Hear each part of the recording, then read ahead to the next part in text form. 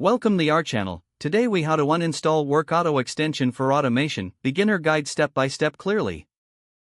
To uninstall the Workato extension for automation, start by opening your web browser.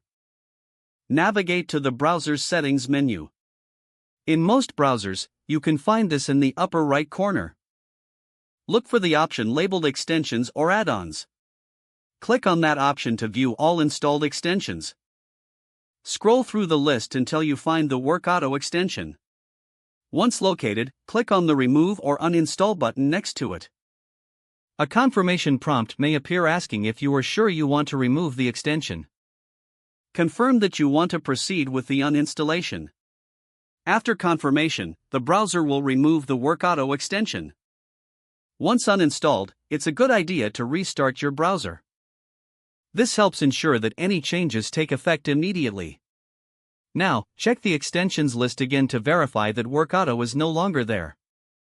You have successfully uninstalled the Workato extension for automation.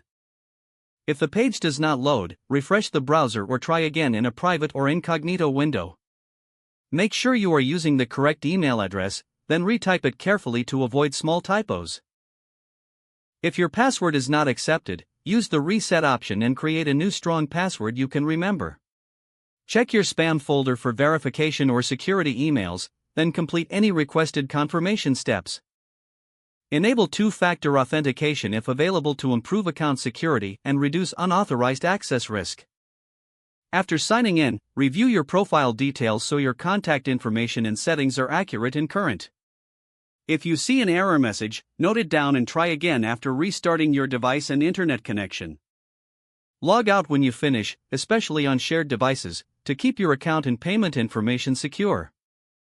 If the page does not load, refresh the browser or try again in a private or incognito window. Make sure you are using the correct email address, then retype it carefully to avoid small typos. If your password is not accepted, use the reset option and create a new strong password you can remember.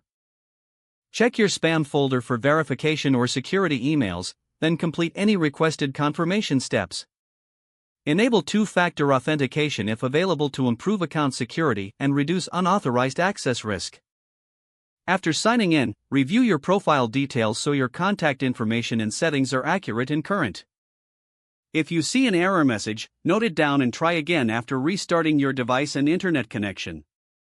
Don't forget to like this video and subscribe to our channel for more step-by-step tech guides.